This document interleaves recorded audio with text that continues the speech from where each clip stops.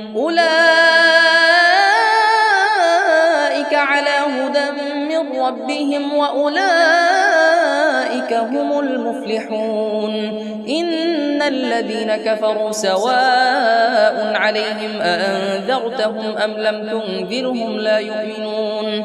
ختم الله على قلوبهم وعلى سمعهم وعلى أبصارهم غشاوة ولهم عذاب عظيم.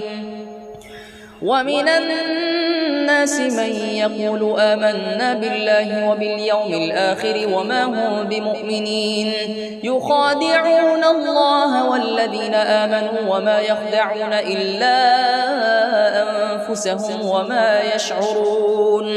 في قلوبهم مرض فزادهم الله مرضا ولهم عذاب أليم بما